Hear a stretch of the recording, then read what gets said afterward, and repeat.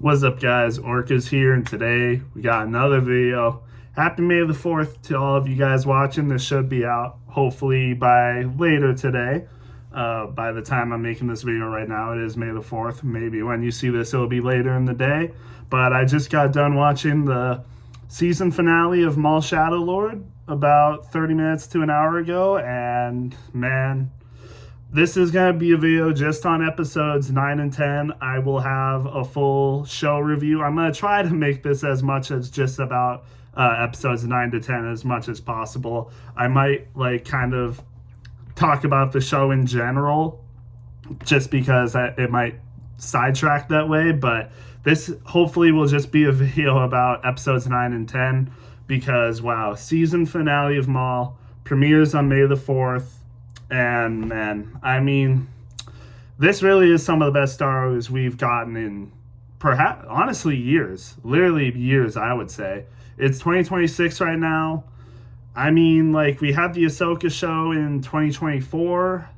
We had Bad Batch season 3 finale, I think 2025. And man, I think this was better than both. Well, as a show in general, like I said, I might sidetrack to just the show in general, but these two episodes, honestly, just these two episodes, I would say were better than anything the Bad Batch ever produced. I mean, Ahsoka episode 5, that was pretty freaking sick and everything, but I don't know, man. This is up there for sure. These two episodes, I loved them. I really did. This is exactly what Star Wars is and needs to be. For every project, this is what Star Wars needs to be for every single project. These two episodes, absolute god tier. Absolute god tier episodes. I loved every single second of it. I hardly have any complaints at all. Hardly have any complaints. It was just peak. Really, it was. I mean, I think I'm going to get the negatives out of the way first. We talked about, people have talked about, I've only made, one other video on this because I just haven't been able to. I finally have gotten done with what I need to get done. I should be less busy. I should be able to make more videos when I'm able to. It's just, these last few months been really busy, but now I should be able to make more videos, more Star Wars, hopefully. And obviously NASCAR should be back to making weekly race reviews if you guys watch that. Not for Texas, but hopefully for next week. But yeah, this was just amazing. These two episodes. Again, like I said, I will get the negatives out of the way first. So one of the main issues I had with this show is the power scaling. The power scaling is a little bit off. Just in general, I get it. There's some excuses you can make for it, some justifications, if you will.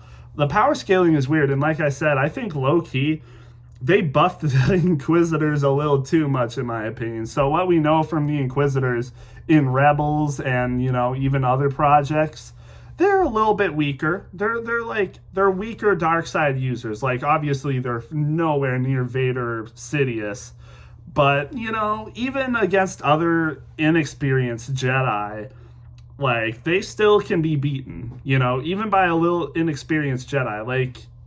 For example, I mean, yeah, Kanan Jarrus for sure. I mean, they did put up decent fights with Kanan in Rebels, but Kanan, he was able to beat the Grand Inquisitor. He was able to hold his own against all the other Inquisitors. But it just seemed like they were, kind of just push-offs, They could be pushed around pretty easily. Even Ezra, a Padawan, not even a Padawan, really, just kind of a Jedi learner, kind of Padawan later. But in season 2, he really was. I don't think I would call him a Padawan at that time in season 2. He was still pretty young. I don't know. But he was able to survive against the Inquisitors still. He wasn't killed by them. Sure, he wasn't able to beat them, but it just, again, it still seemed like they were kind of push-offs. the fifth brother and what was it, the seventh sister, I think, in Rebels, they were so easily pushed around. So easily pushed around by people like Ahsoka, even Maul later on, and then also the eighth brother that came in. Like, they were just push-offs. They were disposed of really easily. And, like, yeah, a lot of people didn't like how weak they were, but I feel like low-key, Maul Shadow Lord buffed them a little bit too much. I mean, the fact that they were really just able to keep up with Maul, like, yeah, Maul was on par with them, if not better, when he was, like, completely healthy. And if he was completely healthy in this entire show, I think he probably would be able to beat them. But Maul, like, there's that's one justification. Like, he has his bad cybernetics. His cybernetics are badly injured, like, badly damaged. That's, like, the main justification for why he couldn't, like, kill these Inquisitors. But again, I think they are a little too buffed. And I guess that's better than them being completely weak and helpless, kind of like how they were a little bit in Rebels. Like, I like the Inquisitors in this show for sure, definitely more than Rebels, but I think they buffed them a little too much, and I think they nerfed Maul a little bit too much. I think he should have been able to kill them. I think he should have been able to kill the Crow. He should have been able to kill Marok. He just wasn't able to. He obviously put up a better fight in episode 9 against them than he did in, episode 7, that's for sure, where he just got completely beat by them. But there's a lot of factors you could justify for him losing there like that to those two. I just think, even in this, like, I figured that Maul was going to be able to kill at least one of the Inquisitors, but he didn't do that. And, I guess, what's the word? I don't know. Just like, you would expect this, but they didn't do it. And I feel like they were probably thinking that, like, oh, I bet the audience is going to think that Maul's going to kill these Inquisitors. How about we don't let him kill the Inquisitors? I feel like that's kind of what they did here. Like, he should have been able to kill at least one of them, but they didn't do that. And, that's a little bit of a gripe I have. I think, again, they buffed the Inquisitors too much. And with Maul's injured cybernetics, yeah, sure, it's a justification, but I don't think it was enough of one. Like, Maul is insanely powerful. Like, Maul should have been able to defeat these Inquisitors. Like, they're one level. Like, you got Sidious for Darkseid users. You got Sidious, you got Vader. During this timeline is what I'm saying. You got Sidious, you got Vader. Then you should have Maul. He's a Darksider still. And then you should have the Inquisitors. But I don't know. It just kind of seemed like Maul was a little bit equal, if not a little bit more, just a little bit more powerful than them. I think it should have been obvious that he was decently more powerful than the Inquisitors, but it didn't really feel that way. Like, yeah, he did get the upper hand a few times on the Inquisitors, especially also in these episodes. Like, he was keeping par with them. He was, landing some hits on them, but I think he should have been able to kill one of them, and, like, they should have let him kill one of the Inquisitors, but they didn't do that. It's a gripe, but not the worst. And then again, like, the common thing is like, oh, the Crow, the 11th brother, Maul couldn't kill him. The 2 Jedi couldn't kill him, but yet Ahsoka kills him without a weapon in, like, less than 3 seconds. He just takes the Crow's lightsaber from him and cuts his head off, like, no effort. And there's, like, that is a good argument, I think. That is a valid argument. I think really the only justification I can come up with is that the Crow was too arrogant and underestimated her because she didn't have a weapon. So he underestimated her and he was overconfident that he could beat her. So that's, like, the only justification I can come up with, and that's in Tales of the Jedi, by the way, if you're confused about that. It's in Tales of the Jedi, a show that came out. But that's, like, the only justification I can come up with. And Star Wars has always had this issue. Power scaling is definitely one of the main issues when it comes to Star Wars. It's power scaling for sure. Like, with common sense, Maul should have been able to beat them. And, it made it less bad because, like, they obviously went out of their way to show that Maul was clearly injured throughout this whole show after Daki landed that hit on him, and then just continued to have problems with his cybernetics and his legs, stuff like that. But I don't know. I think he should still be powerful enough to kill them, but they didn't. It's whatever, but you know what? It's all right. And then, then, well, spoilers, obviously you should know that by now, but freaking Vader, man, shows up at the end of episode 9. Oh my gosh, man. I didn't think that, I was low-key thinking they weren't going to do it. I was low-key thinking it because they played it out for such a long time, and I started to have my doubts, and it was like, okay, well, maybe just for the finale, Maul finally gains all his strength back. He fixes up his cybernetics, and he's able to beat the Inquisitors and kill them, and that's the finale. But nope, they actually did it. They actually brought Vader back, and that's one of the things. I bet they knew that us fans were thinking, oh my gosh, they could bring Vader in, and they still did it. So you know what? Props to them for actually bringing him in, and he was a freaking menace, man. So freaking cool, man. And he didn't even say a word. Like, oh my gosh, that's how you bring Vader in. That's how you show his true strength. In a way, like, I do kind of agree with the Kenobi show, with Kenobi being able to beat Vader.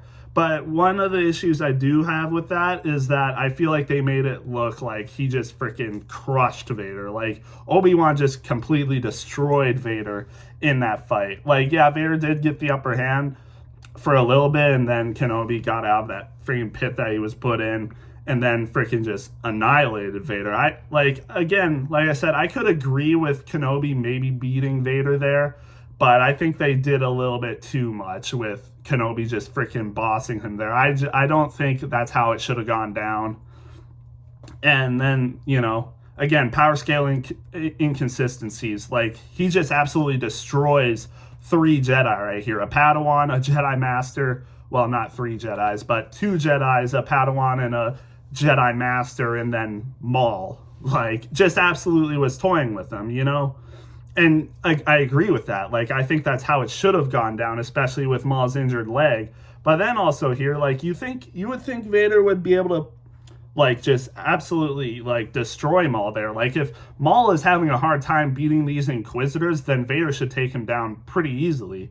But he doesn't, And I think, yeah, a little inconsistent there. Like, you got to pick one way or another. Either you got to have Maul be able to actually beat these Inquisitors and kill them, and then put up a fight like that against Vader, or you gotta have Maul, get kind of basically really destroyed by Vader. Like, he didn't get really destroyed by Vader. He was putting up a decent fight. Like, yeah, it was clear that he couldn't beat Vader, even with the help of those Jedi, but he was putting up a decent fight. Like, I don't know. It's just weird, the power scaling like that. But that's, again, you can go on a whole tangent with that. I don't want to pick on it. I don't want to pick it apart too much, because overall it's like, it doesn't ruin my experience of watching the show. I think it's still really put together, and it's still, again, like I said, you can find some justifications for it to make sense of all that stuff. But, that's one of my main issues. And then one of my other main issues, even in these 2 episodes, was just all the focus on Lawson. Like I said, I think in my first review of the show, when I did my first thoughts about the show, I think it was after just the first 4 episodes. But there's a little bit too much Lawson in this show. I think they should have had less focus on him. Like, they really had a lot of focus on Lawson and that little side plot that they were doing. I think they just made him too important of a character. Like, yeah, you could still have him in the show, but I think they made him a little bit too important, where half or more of the plot was focused on Lawson and his own story and also with his son Riley. So I think there was too much focus on that. I do like how the story wrapped up, though, with Lawson supposedly sacrificing himself to save Riley to get on that ship and leave, so that the Empire didn't obviously shoot them down or anything. Like, he just kind of went in there guns a-blazing and stuff and distracted them while they could escape, and supposedly sacrificing himself. We didn't see him die, though. We just saw him just, advancing into the fog, shooting. We didn't see him die. He got shot in the shoulder, yes, but that's survivable. We know that. But we didn't see him die, like I said. So, open-ended, honestly. Like, he could be alive, he could not be alive. It's possible. It's possible he could have died there, but, based off of what we've seen from Star Wars, when characters supposedly die off screen, they might not be dead. It's definitely possible they can come back. So I don't know. It's definitely interesting. He could be dead. We don't know. Maybe he comes back in season 2 because we know there is a season 2. But we'll just wait and see. But yeah, one thing I really did like about this show was the fight scenes. I mean, this show really didn't hold back on the fight scenes at all, and we definitely got a lot of it in this show with, you know, the Maul and the 2 Jedi versus the Inquisitors, and then Maul and the 2 Jedi versus Vader, and then Maul and the Jedi versus Vader and the Inquisitors at the same time. I mean, crazy stuff there. Just, yeah. It was crazy. It really was. I really enjoyed these 2 episodes, though, regardless of those criticisms I just talked about. I mean, and probably my favorite part was how Devin turned to the dark side. They really weren't, you know, rushing to get Devin to join the dark side. Like, they waited until the very end to do it, and I think it played out perfectly. And they really used Maul in a great way to do that, I think. Like, he waited until it was a perfect time to let Daki die. Like, it was kind of strange how nice he was being to the Jedi, you know. He was trying to be Mr. Nice Guy and stuff, and I think, in a way, Daki actually started to trust Maul a little bit. I do think he was starting to trust him a little bit. And then, when it was the perfect time, Devin was isolated. She was fighting the 11th brother, and it was Daki and Maul versus Vader. He waited until a perfect time. Once, you know, they were isolated from Devin and the Crow, he saw his opportunity and took it. He knew that both of them couldn't beat Vader. So what did he do? He left. He force pushed Daki into Vader and ran away.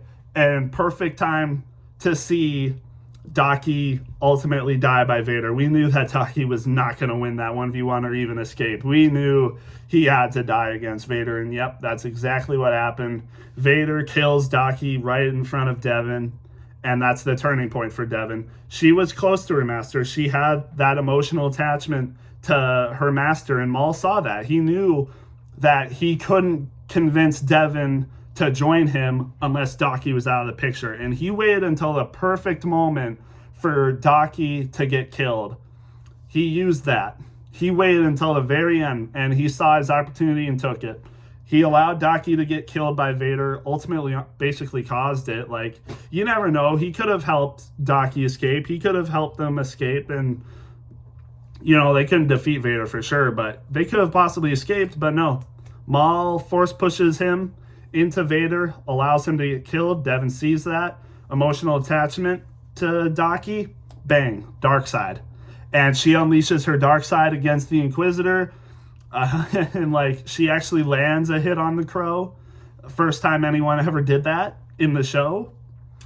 And then, you know, she continues to go after him. But then she runs into Vader again.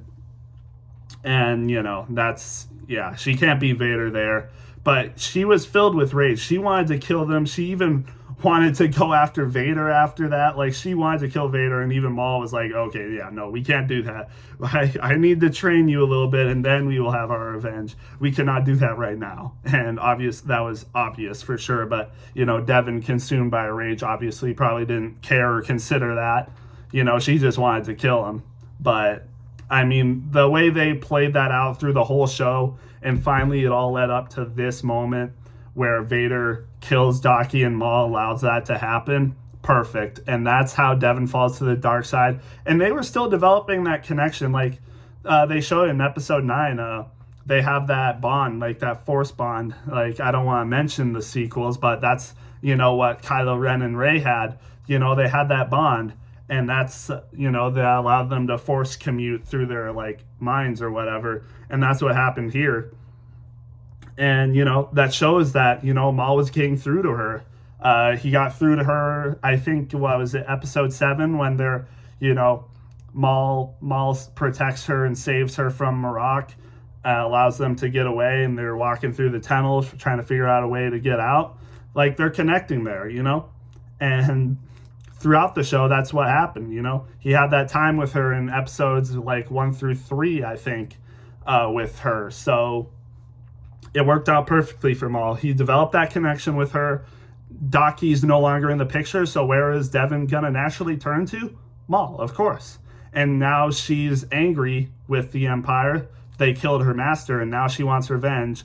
And she knows now the way to do that is through Maul. Together, they can become powerful enough to defeat like Vader and the Empire. And with all the resources they have, she knows that. She knows they possibly could now. And when Maul is full health, like the only time Maul was full health was when he was facing Devin and Daki, and we saw how that played out. Like he actually got the best of those two.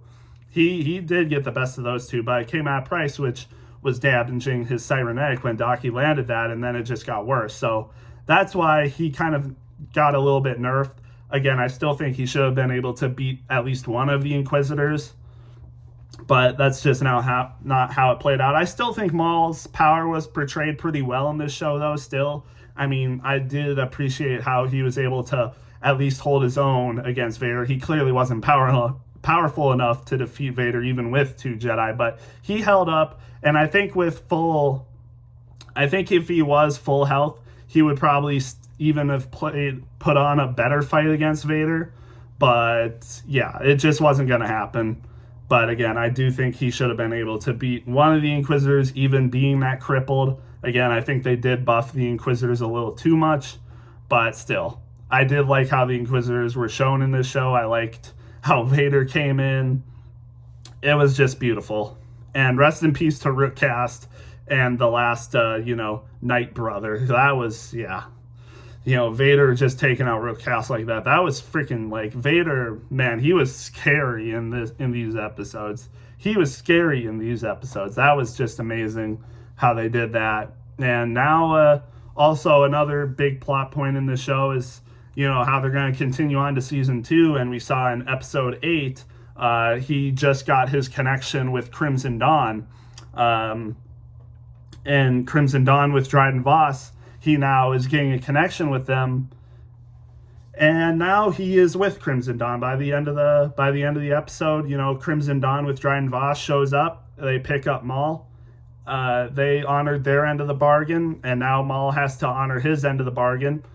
Right now, Dryden Voss isn't the leader of Crimson Dawn, but he wants to be. I forget the name of the guy who is the leader of Crimson Dawn, but Dryden Voss wants Maul to take out the leader of Crimson Dawn so he can become the leader of Crimson Dawn.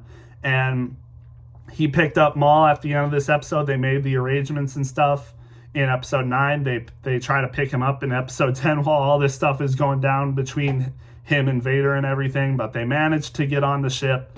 And, Dryden Voss has honored his end of the deal. Now Maul has to honor his end of the deal. And I'm assuming that's what season 2 is going to start out with, is Maul is going to, he's joined forces with Dryden Voss, and he's going to go kill the leader of Crimson Dawn so that Dryden Voss can become the leader. So I'm assuming a lot of season 2, it's going to be Maul completely training Devin to the dark side because, we hear her, she's ready for the training from Maul. She's fully committed to Maul now. She wants to learn from Maul. And I think, again, how that was played out in the show was done beautifully. I love that. They did a really good job on doing that, to be honest. Like, it's not easy. Like, everyone thinks it's like, oh, it should just be easy for someone to turn to the dark side. It's not. Like, I think, a lot of people think Anakin was brought to the dark side. He just turned to the dark side really easily. It really wasn't like that. Like, he had to be groomed by Sidious since he was a child. He had to see the failings of the Jedi and how they did. He had to experience severe loss in his life, and only then he was able to turn to the dark side. Devin had to go through the same thing. Like, he wasn't able to just turn Devin just like that in the first couple episodes. No, he had to draw it out. And finally, by the end of it, he was finally able to, once Devin lost her master. That was the breaking point. Like, he was already getting to her, but that one thing had to happen for the breaking point for her to completely turn. And again, I think that was done beautifully. So in season 2, we should see Maul training Devin, teaching her in the ways of the Force and the dark side, because, Maul was portrayed a little bit more like human here, like in this show as well. Again, I'll do a review, but like he was portrayed a little bit more human here. Not so much in these last two episodes, although it seemed like it. It seemed like he was trying to be really compassionate to like the Jedi, but again, we saw it was just all a trick, you know. When all was said and done, he force pushed Daki into Vader, allowed him to be killed, and thus his plan is turning into perfection. Now Devin is with him. They will be taught, or he will teach her, and you know that's that. And then, like I said, we'll probably see Maul working closer with all the crime syndicates. He's going to have that connection with Crimson Dawn. He has the connection with the Pikes now. So we should see Maul advancing his criminal organization a little bit more in season 2. And we'll see him training Devin to the dark side more in season 2. Other than that, not sure. But again, these last 2 episodes were amazing with Vader coming in, him fighting the Inquisitors, getting Devin to turn to the dark side. Just everything played so well to this finale here. And again, I really enjoyed it. I'd give the finale for sure 9.5 to 10 out of 10. Definitely. Again, some of the best Star Wars we've seen in years. Probably since, you know, I really enjoyed the finale of The Bad Batch. I gave it a 10 out of 10, but this is definitely better than that. I would say overall, I would say these 2 episodes, I would say probably better than episode 5 of Ahsoka. So it's been a while since we've seen Star Wars really as good as this. I really enjoyed Fallen Order, the 1 episode of Book of Boba Fett, but it's right up there with all those things. So it's been a while since we've had Star Wars this good. And again, when I go into my review of the show as a whole, you'll see where I kind of put this with all of the other shows we've gotten. But I think it's obvious that I really like this, and I can't wait for season 2. We should be getting it soon. That's what Sam Witwer said, I think. So we should be seeing the show in maybe around a year, maybe even less. That'd be crazy. But if we get it in less than a year, we'll see though. We'll see. I'm definitely satisfied as a Star Wars fan. Definitely a great May the 4th. So hopefully you guys have been celebrating that. So yeah, with that, I think that's all I have for these 2 episodes. Again, I will be doing a full show review. Again, I did kind of integrate the show as a whole into this. I kind of figured that would happen, but I will do a full show review. Probably will have a lot of the same plot talking points, but you know, it should be a little bit different. But yeah, with that being said, let me know what you guys thought of these 2 episodes. And with that being said, I'll see you guys in the next one.